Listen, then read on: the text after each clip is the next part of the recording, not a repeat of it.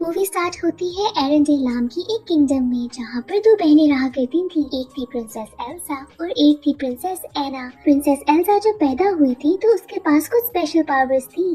वो जिस चीज को भी हाथ लगाती थी वो आइस यानी कि बर्फ में चेंज हो जाती थी।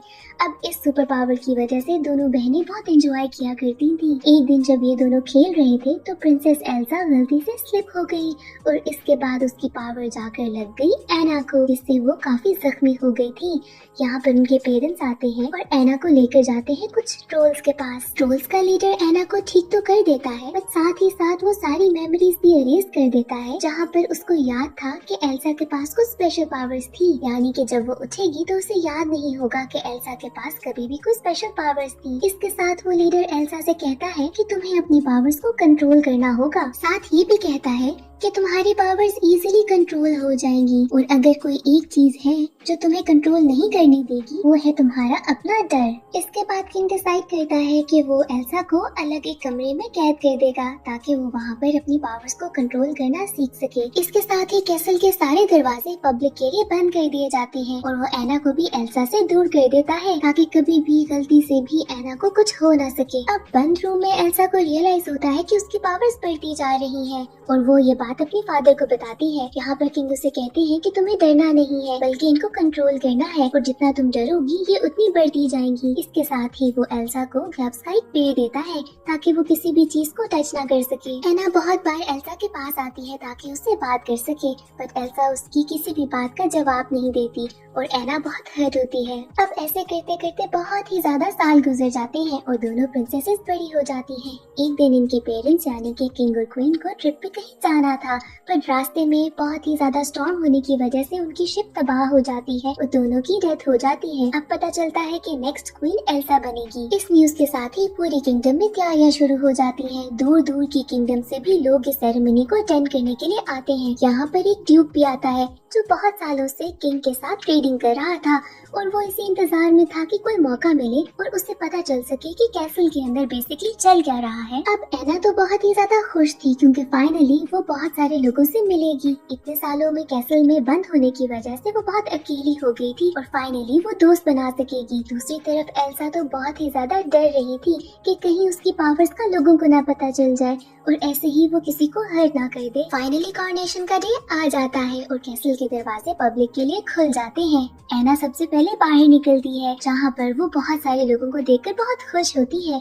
यहाँ पर उसका सामना होता है एक और किंगडम के प्रिंस हांस से और यहाँ पर ये दोनों इतने क्लोज हो जाते हैं कि इन दोनों को एक दूसरे से प्यार हो जाता है। दूसरी तरफ हम देखते हैं कि कॉरोनेशन की सेरेमनी के लिए प्रीस्ट एल्सा से कहता है कि अपने ग्लव्स उतार दो ताकि वो होली और को पकड़ सके। एल्सा अपने ग्लव्स उतार के जब इनको पकड़ती है तो वो देखती है कि वो भी बर्फ में चेंज हो रहे हैं और इसी वजह से वो फौरन उनको वापस रख देती है। अब एना दोबारा से एल्सा के क्लोज होने की कोशिश करती है पर एल्सा उसे अपने करीब नहीं आने देती। इस बात से एना बहुत ही ज्यादा दुखी हो जाती है, पर यहाँ पर उसे प्रिंस हांस मिल जाता है और ये दोनों टाइम स्पेंड करने के लिए बाहर चले जाते हैं। ये दोनों बहुत एंजॉय करते हैं जहाँ पर प्रिंस हांस एना को प्रपोज कर देता है। इस बात से तो एना बहुत खुश होती है और प्रिंस हांस को फौरन ही हाँ कर देती है। इसके बाद वो प्रिंस हांस को लेकर एल्सा के पास आती है ताकि वो उसको मिलवा सके। यहाँ पर जब वो एल्सा को बताती है कि हम दोनों शादी करने वाले हैं तो एल्सा उसे फौरन मना कर देती है कि ऐसे डिसीजंस इतनी जल्दी नहीं लिए जाते। एना इस बात पे एल्सा से थोड़ा खफा होती है और पूछती है कि ऐसा वो क्यों कर रही है। यहाँ पर जब एल्सा उसे जवाब नहीं देती तो वो एल्सा के पास जाती है और ऐसे ही उसका एक ग्लव उतर जाता है। इन सब आर्ग्यूमेंट्स में एल्सा को गुस्सा आता है और उसकी पावर स्टार्ट हो जाती है। यहाँ पर ड्यूक को समझ आ जाता है कि इतने सालों में कैसल में क्या राज छुपा हुआ था। एल्सा वहाँ से बाहर जाने की कोशिश करती है बट उसकी पावर्स पे काबू हो गई थी क्योंकि वो बहुत ही ज्यादा डर रही थी। यहाँ पर ड्यूक सबके सामने कहता है कि ये तो एक विच है। इसके बाद एल्सा बहुत हर्ट होती है और कैसल से बाहर जाकर पानी के थ्रू किंगडम की दूसरी तरफ चली जाती है। ऐसे देखते ही देखते आसपास का सारा पानी बर्फ में चेंज हो जाता है और स्नोफॉल स्टार्ट हो जाती है, जिसके बाद किंगडम एक ना एंड होने वाली विंटर में शिफ्ट हो जाता है। ड्यूक इस सब के बाद भी कहता है कि ये सारा कुछ एल्सा के कर्ज की वजह से है, जहाँ पर एना अपनी बहन को डिफेंड करती है और कहती है कि मेरी बहन कोई विच नहीं है और उसने ना ही कोई कर्ज दिया है। इसके बाद वो हांस को अपने कैसल की सारी रिस्पॉन्सिबिलिटी देकर अपनी बहन को ढूंढने के लिए उसके पीछे चली जाती है। अब एल्सा भी चलते चलते एक माउंटेन तक पहुँचती है, जहाँ पर उसको रियलाइज होता है कि शायद उसको अपनी पावर से अब डर नहीं लग रहा। यहाँ पर मूवी का सबसे famous song let it go start होता है, जहाँ पर हम देखते हैं कि एल्सा कैसे अपनी पावर से एक बहुत ही ज्यादा शानदार खूबसूरत सा महल बनाती है। एना भी अपनी बहन को ढूंढते ढूंढते एक शॉप तक पहुंचती है, जहां पर उसका सामना होता है क्रिस्टोफ नाम के एक आदमी से। क्रिस्टोफ उसे बताता है कि वो नॉर्थ साइड की माउंटेन से आया है, जहां पर अचानक से कुछ जरूरत से ज्यादा ही बर्फ पड़ने लग गई थी। एना इस बात से समझ जाती है कि एल्सा वहीं पर होगी और ये आदमी ही उसे वहाँ तक पहुँचा सकता है। क्रिस्टोफ उसे बताता है कि उसका काम था बर्फ बेचने का, बट इतनी ज्यादा बर्फबारी की वजह से उसका काम बहुत स्लो हो गया है और ना ही उसके पास पैसे हैं सप्लाईज खरीदने के लिए। एना उसे कहती है कि मैं तुम्हें सप्लाईज खरीद दूंगी और मुझे ये भी पता है कि इतनी ज्यादा बर्फबारी को कैसे रोकना है, बट इसके लिए तुम्हें मुझे नॉर्थ लेके जाना होगा। इस बात के लिए तो क्रिस्टोफ रेडी हो जाता है और ये दोनों उसके रेनडियर के साथ चले जाते हैं। अब रास्ते में एना उसे पूरी स्टोरी बताती है कि कैसे वो हांस से शादी करना चाहती थी, बट उसकी बहन ने मना कर दिया। अब यहाँ पे तो क्रिस्टोफ भी उसकी बहन से एग्री करता है और उसे कहता है कि मुझे भी यही लगता है, तुम्हारी बहन ठीक कह रही थी, किसी को जाने बगैर ऐसे इतनी जल्दबाजी में शादी तो नहीं करनी चाहिए, तुम्हें उसे पहले कुछ जान लेना चाहिए। अब अचानक से यहाँ पे रेनडियर रुक जाता है और कुछ आवाजें आने लगती हैं। यहाँ पे पता चलता है कि कुछ वेयरवुल्व्स यहाँ पर पास ही हैं। इन सब से बचने के लिए क्रिस्टोफ अपनी स्लेज को एक क्लिफ से दूसरी क्लिफ पर जंप करवाता है।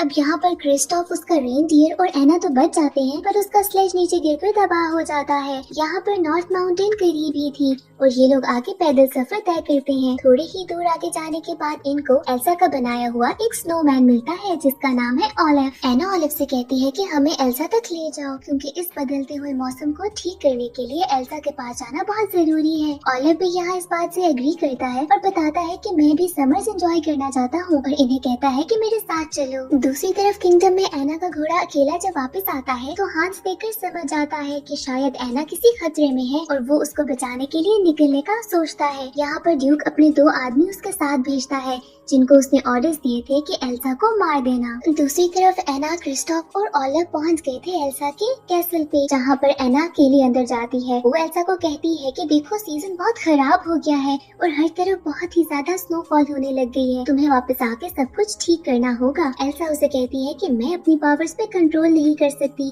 और कुछ भी अब ठीक नहीं होगा। एना उसको बहुत कोशिश करती है कि मना ले, बट एल्सा उसकी बात नहीं मानती। यहाँ पर अचानक से उसकी पावर्स फिर से आउट ऑफ कंट्रोल हो जाती हैं और एना फिर से हर्ट हो जाती है। यहाँ पर क्रिस्टोफ आकर उसे कहता है कि चलो हम वापस चलते हैं, बट यहाँ पर एना उसे बताती है कि मैं अपनी बहन के बगैर वापस नहीं जाऊंगी। जब एना एल्सा की बात नहीं मानती तो एल्सा यहाँ पर एक मॉन्स्टर क्रिएट करती है, जिसका नाम है मार्शमैलो। उसका प्लान था कि इस मॉन्स्टर से डरकर ये लोग यहाँ से भाग जाएंगे और ऐसा ही होता है। क्रिस्टोफ, एना और ओलिव वहाँ से बचकर भागते हैं और उसी माउंटेन से नीचे जंप कर देते हैं। जब ये लोग नीचे आते हैं तो क्रिस्टोफ नोटिस करता है कि कैसे एना के बाल वाइट हो रहे हैं। वो समझ आता है कि ये एल्सा की मैजिक की वजह से ही हुआ है और इसके बाद वो एना को लेकर अपनी ट्रोल फैमिली के पास जाता है। ये वही ट्रोल्स थे जिन्होंने पहले भी एना का इलाज किया था। वो इन दोनों को देखकर बहुत खुश होते हैं और इन सबको लगता है कि शायद एना गर्लफ्रेंड है क्रिस्टोफ की और यहाँ पर तो ये लोग इसकी शादी भी कराने वाले थे। बट क्रिस्टोफ नोटिस करता है कि कैसे एना बर्फ की तरह ठंडी हो रही है। क्रिस्टोफ यहाँ के ट्रोल लीडर को बुलाता है, जिसने पहले बचपन में भी एना को ठीक किया था। यहाँ पर आके लीडर उसे बताता है कि एना का हार्ट फ्रीज हो जाएगा अगर इसको क्योर ना किया गया, पर इसका क्योर उसके पास नहीं है, सिर्फ ट्रू लव ही इसको ठीक कर सकता है। यहाँ पर क्रिस्टोफ को ख्याल आता है हांस का कि शायद उसके प्यार से ये ठीक हो जाए। इस बात को सुनते साथ ही क्रिस्टोफ अपने रेनडियर पर एना को लेकर निकल पड़ता है किंगडम के लिए और दूसरी तरफ प्रिंस हांस अपनी आर्मी के साथ और ड्यूक के उन 2 लोगों के साथ पहुँच जाता है एल्सा के कैसल तक, जहाँ पर उसका सामना होता है उसी सेम मॉन्स्टर से, जहाँ पर इनकी लड़ाई होने लग जाती है। अब इसी बीच वो ड्यूक के 2 आदमी कैसल के अंदर चले जाते हैं ताकि जाकर एल्सा को मार सके। पर इन दोनों का जोर एल्सा के मैजिक के सामने कैसे चल सकता था। एल्सा अपने मैजिक से इन दोनों को रोक लेती है। यहाँ पर इससे पहले कि वो इन दोनों को मार देती, प्रिंस हांस अंदर आता है और एल्सा को रोकता है। वो कहता है कि इन दोनों को मत मारो, अगर तुमने इन्हें मार दिया तो लोगों को यकीन हो जाएगा कि तुम एक विच हो और एक मॉन्स्टर हो, इसलिए तुम रुक जाओ। अब एल्सा तो रुक गई थी, पर यहाँ पर एक आदमी एक तीर चलाता है जिससे एल्सा के ऊपर का एक बहुत बड़ा सा शैंडलियर नीचे गिरता है और एल्सा बेहोश हो जाती है। जब एल्सा की आंख खुलती है तो वो खुद को एक प्रिजन में पाती है और वो अपनी किंगडम में वापस आ चुकी थी। वो विंडो से बाहर देखती है तो हर चीज बर्फ में चेंज हो चुकी थी। यहाँ पर प्रिंस हांस आता है एल्सा के पास और उसे कहता है कि इस विंडो को ठीक कर दो, पर यहाँ पर एल्सा भी उसे यही बताती है कि उसे नहीं पता कि इसको ठीक कैसे किया जा सकता है। हांस वहाँ से चला जाता है। दूसरी तरफ क्रिस्टोफ एना को लेकर वहाँ तक पहुँच चुका था। वो वहाँ के नौकरों को कहता है कि एना को ले जाओ और हांस तक पहुँचा दो, और वो खुद वहाँ से वापस निकल पड़ता है। वो थोड़ा दुखी था। एना जब प्रिंस हांस के पास आती है तो उसे बताती है कि कैसे अगर वो ठीक ना हुई तो वो बर्फ में चेंज हो जाएगी और सिर्फ उसकी किस ही उसे बचा सकती है। यहाँ पर हांस उसे किस करने से मना कर देता है और कहता है कि उन दोनों के बीच में सच्चा प्यार तो था ही नहीं। वो उसे बताता है कि ऐसे तो वो सिर्फ शादी करके यहाँ का किंग बनना चाहता था और चाहता था कि इस किंगडम को भी वो ही हैंडल करे, और उसका प्लान अब भी ऐसा ही है कि एल्सा से विंटर्स को चेंज करवा के एल्सा को मार देगा। यहाँ पर एना उसे मना करती है कि तुम एल्सा की पावर्स के सामने टिक नहीं सकोगे,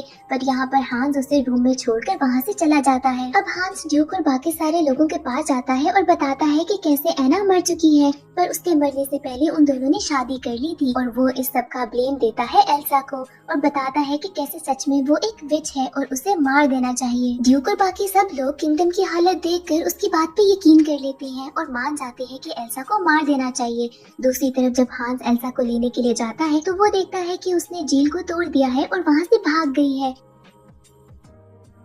अब दूसरी तरफ क्रिस्टोफ जब वापस जा रहा था तो उसे दूर से किंगडम के ऊपर एक बहुत बड़ा क्लाउड नजर आता है और वो समझ आता है कि एना किसी खतरे में होगी और वो वापस जाता है उसे बचाने के लिए। अब ओलिव भी एना के पास पहुंच चुका था। वहाँ पर एना उसे बताती है कि कैसे हांस ने उसे धोखा दे दिया।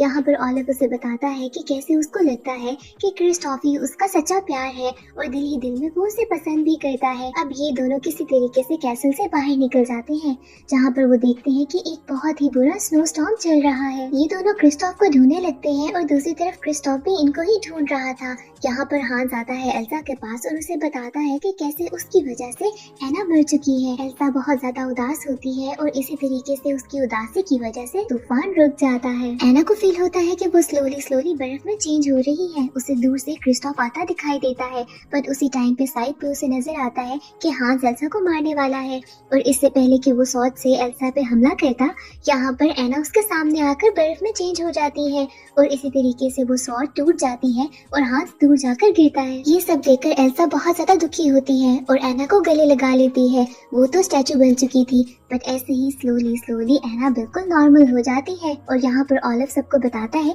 कि शायद यही वो सच्चा प्यार था जो कि ट्रोल्स के लीडर ने बताया था, और ऐसे एल्सा भी समझ जाती है कि प्यार ही है जो कि उसकी पावर्स को कंट्रोल करेगा। इसके बाद एल्सा आहिस्ता आहिस्ता हर जगह से बर्फ रिमूव कर देती है और उसकी किंगडम बिल्कुल नॉर्मल हो जाती है। इसके बाद वो ओलिव को एक अपना पर्सनलाइज्ड क्लाउड भी देती है ताकि वो कभी भी पिघले नहीं। इसके बाद एना हांस से कहती है कि तुम हमारी किंगडम से दूर चले जाओ, और एल्सा भी ड्यूक से कहती है कि अब हम ट्रेडिंग तुम्हारे साथ नहीं करेंगे। अब प्रॉमिस के अकॉर्डिंगली एना क्रिस्टोफ को एक स्लेज गिफ्ट करती है, जिसके बाद ये दोनों एक दूसरे से प्यार का इजहार करते हैं। एल्सा भी कहती है कि अब मेरे कैसल के दरवाजे कभी भी बंद नहीं होंगे, और दोबारा से दोनों बहनें खुशी खुशी रहने लगती हैं। मूवी के एंड में हम देखते हैं उसी से मार्शमेलो मॉन्स्टर को, जो कि एल्सा के कैसल में था। वो एल्सा का गिराया हुआ क्राउन पहन लेता है और यहाँ पर मूवी एंड हो जाती है।